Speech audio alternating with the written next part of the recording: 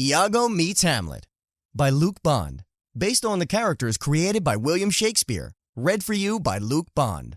Andrea Figliomeni, Noam Shapiro, Joseph Boover, Tatiana Gray, Bill Blechingberg, Devin Nelson, Greg Bodine, Jared Stagen, Taylor Manns, Federico Mallet, Shane Tully, and Antonio G. Scene 1. Who's there? We seek the cooking quarters, sir. 'Tis here, the only cooking quarters here, and all this quarter of great Elsinore. Prithee grant us entrance, for our bearings have great magnitude, and for my part, I should be wary much to once again uplift that which must readily be set down, good sir. Ye speak of shouldst whilst lacking knowledge on't, for shouldst should not be spoken such light terms. Shouldst thou know grievances of mine, thou shouldst transform thy prayers for entrance into cries of much condolences for men as I. Good sir, beseech we entrance of this door. Am I not only cook of quarters these?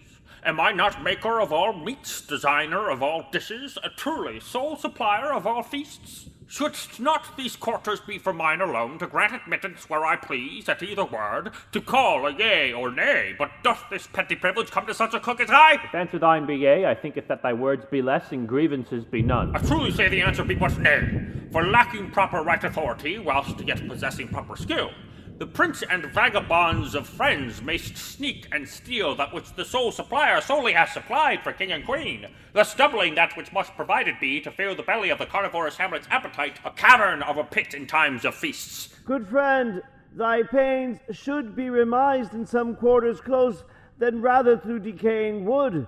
Thus once more, prithee, ope the door. Hast wrought of wooden door seeped in thine ear, from pressing to now hear my pressing woes? Or doth refrainest thou from hearing me with selfish and some purposeful intent? I canst deny nor grant thee entrance, man, for whilst I lord these quarters over, sir, passage is lorded by the prince, and since he be not here to tell thee yea or nay, thou mayst now come and go as it please thee. I humbly thank thee for thy pains. No pains, sir, no pains for my own part were made. What doth thy burden here in case, good sir? Venetian spice, good cook. And thou must stand and whittle, rub thy fingers whilst I do endure the full extent of bearings ours. I have come here to guard the spice, not to carry it. Good cook, we must make haste in our return to ship at port, for winds and waves bespeak of gales soon to come.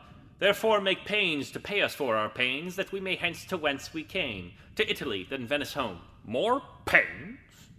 More pains? Thou dost not know of pains till thou supplies a castle and a court with feasts and foods and dishes to delight it be.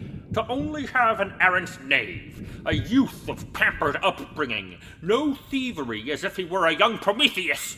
But here no rock nor chain, no bird to spill his liver and remove the feast from stomach his, nor Zeus to punish him. I care but little for this little prince thou disproportionately rails against.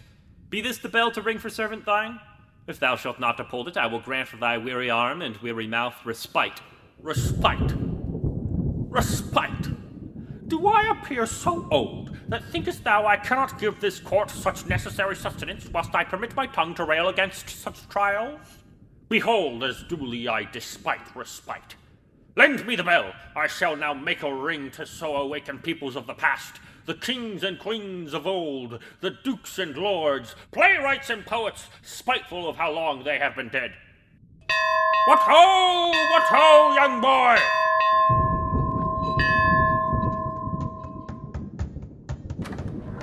Good cook, ring'st thou for England or for me? Methinks 'twas England thou dost call, for thou cannot think hearing mine now so unfit, that thy ring's measure be appropriate. Good boy, we bring our Venice spice for thee, and ere we go, would deign receive our pay. Good in, my lord. I took the liberty to count thy payment whilst preparing for arrival of thy ship, and there it lies. Good in, my lord. Hold, boy, it shall again by me be count, being the cleverer amongst us here. Good lads, assuage an old man's aching back. Upon mine table place these spices here, for feasts set in this castle ye shall soon partake. Canst thou withhold thy counting to alleviate our plight, and lord noble station thine now to uplift this burden here? 'Tis not my station, man. 'Tis not my station. Therefore never tell me, I take it much unkindly. Pray heaven bless thee and thy families. Thou art some lads of proper upbringing, thus proof that noble bearing bear no proof of virtuous behavior and good acts. Speaks thou of our good noble highness yet again? Ay, marry, I do speak of highness his, but I do tend to think that post his reign, upon the day, the very day that his deathbed be empty and his plot of soft green earth as full as belly is, which hath no bottom, then mightst the praise of noble be unfit, for not a bell, no bell shall ring for him. Perhaps a crow will caw, a frog doth belch, or cannons roar, being the coarser of all sounds. He does so rail of slanderous treasons oft, his humor easily so plucked by our young prince. Wert thou so tasked to be the single chef for royalty the likes that lives in castle here, thou wouldst so bang all four of thy one head unto all walls and pillars, rails even, indeed, disperse frustrations great as mine to keep the hounds of madness far at bay. Therefore do blame me not for my oft rails, for they are needed much for mine's dear peace. I am recipient, and weary thus of these orations constant and of lengths, my sufferance and penance on this earth. Shouldst mother his receive these whining words instead mine ears, thou shouldst be fortunate to live. Pray let the whole of worlds and heavens hear of woes and whining words of mine. The queen his mother frights me not, indeed I crave her company to tell my tales. Perchance the whole of worlds nor queen hears thee, but I do hear of thee, O master cook, and rightly think thou wrongly used. Now pausest thou thy speedy counting for particulars of petty natures here? The storm is near, and time is hastened thus. Thou disregards thy station once again. Less desirous thou to keep thy cheek unmarked, refrain from questioning mine actions thus. These observations do delay me more. Servant, young boy, didst thou in passing mark this man's wise words concerning station mine? Yond gentleman proclaims me master. Take heed, young boy, take heed. Such courtesy shall take thee to the ends of the wide world, if thou appropriately doth observe the manner right. 'Tis short, my boy, 'tis short. I number here 1,000 ducats, sure 2/3 of what is owed to us. 2/3. 2/3 be not near short indeed, but full 3/3 for thee. Thy payment is 1,000 ducats for thy pains. Thou art much ignorant of grown men's trade, therefore I shalt not deal with thee, small boy. I shall require the lady of the house to aid this matter with her presence now. The Lady Gertrude. Oh, my lord, thinkst thou such petty problems these do warrant our good queen to now descend and grace us so? Thy payment is 1,000 ducats, man. 'Tis always been agreed upon between thy distant Venice and our Elsinore. What fools indeed reside in Elsinore? Hast thou been up and down the seas as we? If yea, most countries pay our Venice now 1,000 ducats plus 500 so, this much at least for such a trunk of spice. Thy Sweden even acquiesced to that price. Therefore now run along and call thy queen, for thou hast wasted precious time as is, and yonder storm delays for no man's needs. Thy dreams do rival Mount Olympus high. Attendants of long lines do stand between the queen and I. I do not have her ear, nor station to attain it now.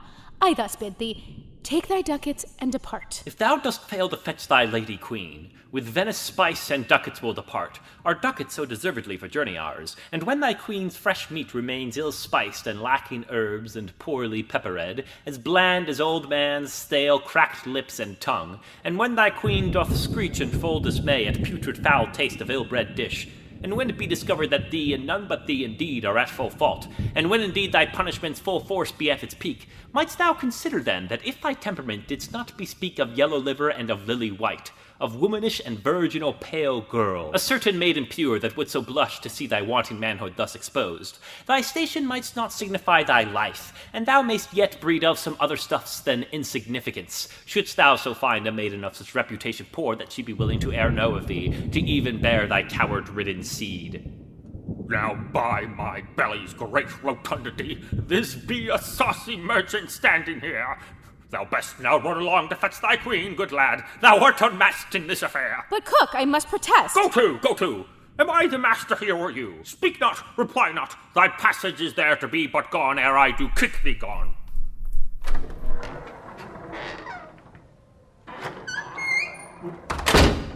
What sayest thou? Are wits of thine now lost? Thou art naught but a sailor and a guard, and swift and clever as thy wits may be, thou art unfit to speak with Denmark queens. She surely shall now take thy head for this. Roderigo, the courage that thou lackst need not in all men lack. Take ducats these, deliver them to Captain Ars at port. Prevent him to depart ere I return, for I must stay here for another hour. And what shall be the tale for thy delay? Or shall I on without excuse? The storm doth breed for clouds of danger great, and ere it comes, we'll barter I for rations more, should we so lose our foods in waves on high. I'll to our ship, and captain now. Farewell.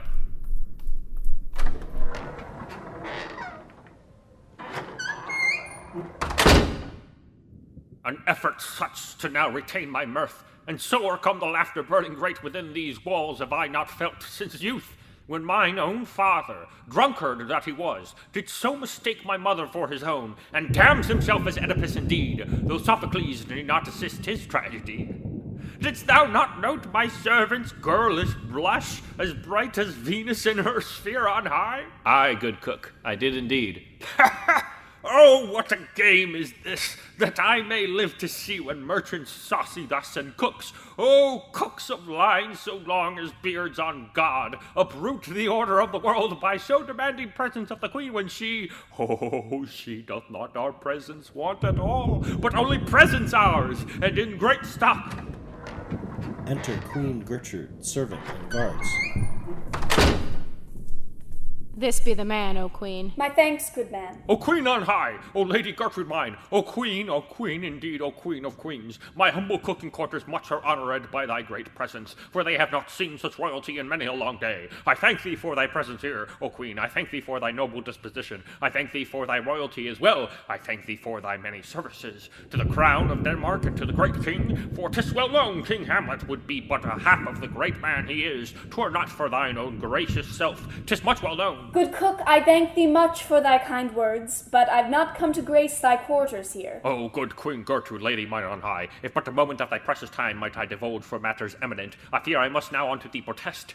Thy son has not from Wittenberg returned but single week, nay, 4 short days, and still, as in the days of old before he left for schooling, supposed to a man become, and Prince of Denmark, worthy ere he reigns, and yet is he still wont to often raid my cells, these very cells thou seest around, which now are full, but ere tomorrow comes, will empty be, where naught but crumbs remain, and not for castle's appetite but his, an appetite that's equal to the letting of hams become the course for stable horses' food. So quickly vanished has my food become. Good man, canst thou not see 'tis not the time, nor place, nor any single circumstance for problems thine?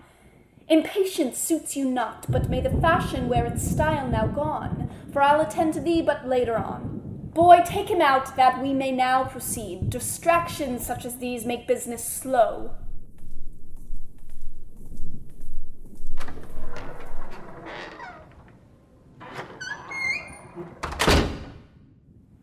Italian, Venetian traveller, tell what disruption thou intends to root.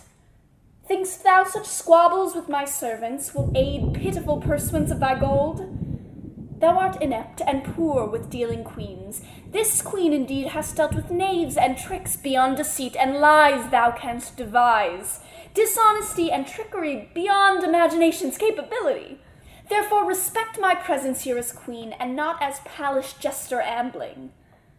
Of mine own ducats take those promised thee, strain not to weasel more from vault of mine. 'Tis base and ill-becoming of all men to ooze repugnant desperation thus. For when grown men behave as children such, the plights of women all I weep for much. O Queen of Denmark, please forgive my faults, my many faults and errors great indeed. I beg thy pardon, any form of it, that thou canst graciously bestow on me. Here's ducats thine, and trunk of precious spice. For any remedy that can amend the cause of souls and hearts' disturbance thine, now must be taken by all honest men. Forsooth, all those who strive to honest be. What speak'st thou now? This be repentance here. Thy actions contradict all reason sure. Thou first demands more ducats for thy pain, and now forgoes thy spice and ducats all? Can madness be to blame for actions thine? Forsooth, 'tis lunacy that plagues thy brain. Speak. Explain thyself, disclose the manner it. For ere thou dost depart, I would now know the why, wherefore, and cause of method these. 'Tis madness, lunacy by other name, that root my actions thus upon this day. O glorious day, long awaited day, for heart and soul and mind and all of I. A ruse, my queen, in nature harmless, but, forsooth in full deceit, a simple ruse, that brings together us here on this day. Not knowing how to gain thy audience, but to disrupt the order of thy home, I did demand more ducats from the boy, devising he would hither fetch his queen. Thou speak'st of puzzles great and riddles still. A ruse, say'st thou? A simple ruse, maybe, in making simple, but in reason not. I do beseech of ye disclose the gains of ruses simple such, and what advantages. My queen, I shall relate a tale of mine, since thou would know the very heart of it. In Venice sailor am I not, nor guard, lieutenant rather I, for many years. Now moons ago, when sickness black left Venice wanting for brave men as I, for manners all of posts and stations both, so station of lieutenant didst I leave, but temporarily for Venice trade, for sailors lacking courage, knowledge too, did plague the Venice ships on journeys wide. A single journey I did hope to make, for many talents in possession mine are starved and much ill-used by sea's neglect. But when we did arrive at Elsinore, which route it was to be the last trade stop before the journey long to Venice back, upon thy face 'twas I so fortunate to lay mine eyes, as any man is blessed to witness thy existence on this earth. O queen, I knew I must return. Return ere worlds doth end, or heart of mine doth die of longing great, or cruel world in its long practice of injustices doth take thy life by some ill chance of fate, or God, in jealous fit of mortals here, and understanding of his blunder great, doth bring thee up to heaven now, the home, true home, for angels pure the legs of thee. Long months did I await for our next trip, and sleepless nights where mind of mine did spurn and blaze with thoughts of only thee. Forsooth of thoughts so great I did converse with thee did eat and drink and walk and laugh, and actions all mundane in my eyes mind, till we departed Venice but last month, and did delay for what has years beseemed, at Spain and France and Germany and England too, until today on soil of Denmark we arrived. But journey from our ship to kitchen here, I failed to see thy majesty among the people past, and in a rash and foolish panic mind didst I make most dishonorable words, ungracious and unworthy comments, rude demands for such a knave as I, who now a knave is evermore, to place these base desires above thy court. Thy life is risked by words as bold as these. Good queen, I beg of thee to briefly think on station mine of past long year, for whilst a sailor poor and wretched man deserves the wrath of thy position now, I was lieutenant once, and ere I do return, by thy good grace and good forgiveness, spoke by countries far and near, will be again. And while much distance lies betwixt both our positions now, and even were I now lieutenant, which I was, and can so prove to thee by word of captain mine at port, shouldst thou yet need of it, lieutenant is unworthy still of company and ears and time of thine. But still I pray thee, thinketh on my circumstance, as thought of my return to Venice lacking feeding mine starved eyes with sight of thee, so many patient months but vanished, and sorely wasted thus, and barren hopes, and fruitless waiting long, was disappointment of such magnitude too cold for bruised heart of mine to bear, that desperate actions were the only course to satisfy my need to see of thee. Consider to forgive my errors, queen. For bold desires require all actions bold, even at risk of reputation mine, my hopes, my honor, and my life. For no desires of man, nor beast, nor God can be as bold as mine. What is thy name? Iago is my name. Iago, take thy ducats there, and make thy ways back to thy ship, ere storm doth drown safe paths. Do not return, nor hope to look on me again. Retain thy station of lieutenant ere thou doth return to home. In Venice prosper, find a woman for thy life, and do not think on me. Farewell. Farewell, my queen.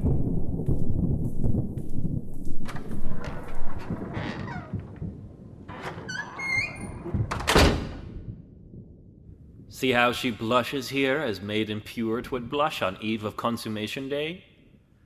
Methinks the most of purest maidens have in purest thoughts. Imagination be sole satisfaction for their blood's great needs.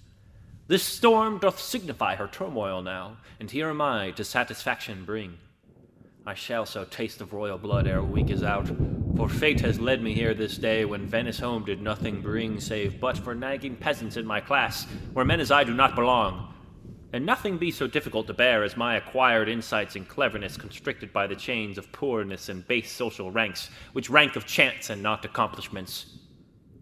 I shall succeed, For human hearts do yearn to be so bold as mine, and thus when mine is thus displayed, that hearts of even queens admire it now, though must in secret be. By day in heaven it has been engendered, and by my cunning it will be so tendered.